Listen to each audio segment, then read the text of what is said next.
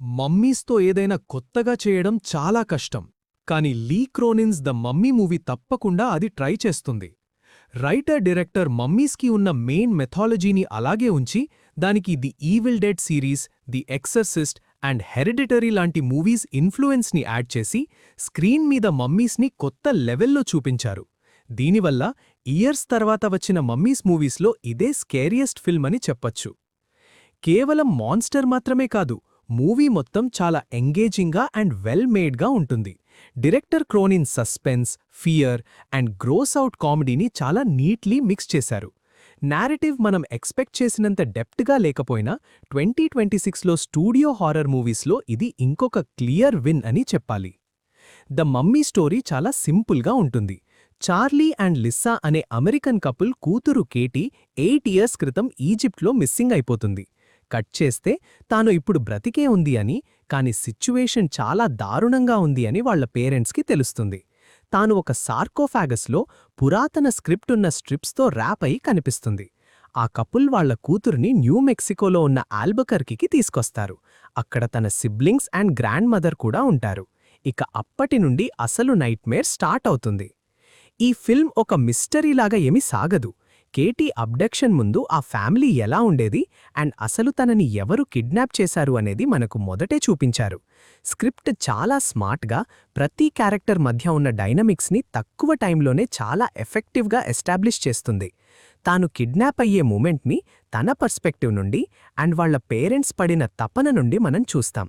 దీనివల్ల తర్వాత జరిగే ప్రతి విషయం ఆడియన్స్ మీద చాలా ఇంపాక్ట్ చూపిస్తుంది.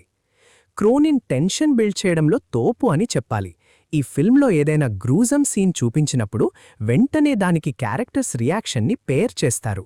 కొన్ని సౌండ్స్ని మళ్ళీ యూజ్ చేయడం, అంటే కెమెరా ఫ్లాష్ వచ్చిన సౌండ్ కావచ్చు, లేదా కేటీ పళ్ళు కొట్టుకునే రిథమ్ కావచ్చు, ఇవి మనలో స్ట్రెస్ లెవెల్ని ఆటోమేటిక్గా పెంచేస్తాయి. మనల్ని భయపెట్టడానికి డైరెక్టర్ తన దగ్గరున్న ప్రతి టూల్ని యూజ్ చేస్తున్నట్టు మనకు క్లియర్గా అర్థమవుతుంది. ఇక డిటెక్టివ్ జాచీగా మాయాకాలమవి పర్ఫార్మెన్స్ మాత్రం వేరే లెవెల్. తన బాడీ లాంగ్వేజ్తోనే తాను ఎంత కాంపిటెంట్, డ్రివెన్ అండ్ కొంచెం హాంటెడ్గా ఉంది అనేది చూపించేసింది. మూవీ ఎండింగ్లో తనకి ఒక సస్పెన్స్ఫుల్ సీక్వెన్స్ ఉంటుంది. అది చూస్తే ట్రూ డిటెక్టివ్ లాంటి సిరీస్కి తాను పర్ఫెక్ట్ క్యాండిడేట్ అని అనిపిస్తుంది. ఇక మిగిలిన ఫిల్మ్ కొంచెం వేరువేరు డైరెక్షన్స్లో సాగుతుంది. కొన్ని మూమెంట్స్ చూస్తే మనకు పక్కా ది ఎక్సర్సిస్ట్ గుర్తొస్తుంది. అంటే ఒక చైల్డ్ మొత్తం కరప్ట్ అయిపోతుంటే అది చూసి ఆ పేరెంట్స్ పడే నరకం ఎలా ఉంటుందో చాలా గ్రౌండెడ్గా చూపించారు. కానీ కొన్ని సీన్స్ మాత్రం Cronin previous film Evil Dead రైస్ని గుర్తుచేస్తాయి. ఆ absurd gore and wicked sense of హ్యూమర్తో. ఒకసారి ఆ వైస్ క్రాక్స్ అండ్ నవ్వులు స్టార్ట్ అయ్యాక నిజంగా భయపడే మూమెంట్స్ మెల్లగా తగ్గిపోతాయి. ఈ రెండు మూవీస్ కూడా మెయిన్గా ఫ్యామిలీ అనేది ఎంత దారుణంగా ముక్కలైపోతుంది అనే పాయింట్ మీదే తిరుగుతాయి. ఈవిల్ డెడ్ రైస్లో ఒక మదర్ తన పిల్లలకి అగెన్స్ట్గా ఒక వెపన్లా మారితే, ద మమ్మీలో ఒక చైల్డ్ తన పేరెంట్స్కి అగెన్స్ట్గా వెపన్లా మారుతుంది. ఈ ఫిల్మ్ మొత్తం ఫ్యామిలీ అనే కాన్సెప్ట్ చుట్టూ ఉండడం వల్ల థిమాటిక్గా అండ్ ఇమోషనల్లీ చాలా స్ట్రెంగ్త్ వచ్చింది. కానీ ఫినాలేకి వచ్చేసరికి మిస్టరీ ఎలిమెంట్ అంత వర్కౌట్ అవ్వలేదు. అది కొంచెం దెబ్బ కొట్టింది అని చెప్పాలి.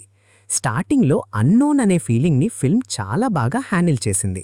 ఏదో పెద్ద విషయం బయటికి వస్తుంది అనే హై ఎక్స్పెక్టేషన్స్ క్రియేట్ చేస్తుంది. కానీ ఎండింగ్లో అసలు ఆల్ హెల్ అన్లీష్డ్ మోడ్లోకి వెళ్ళిపోయి కొత్తగా అన్కవర్ చేయడానికి ఏమీ లేదు అని తెలిసాక నాకు కొంచెం డిసప్పాయింట్మెంట్ అనిపించింది.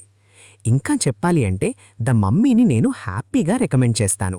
ఇది ఒక great and gripping horror movie. దీంట్లో ఉన్న క్యారెక్టర్స్ అండ్ వాళ్ళు ఎక్స్పీరియన్స్ చేసే ఆ పెయిన్ చూస్తే మీరు మీ సీట్లో కూర్చోవడానికి కూడా అన్కంఫర్టబుల్గా ఫీల్ అవుతారు.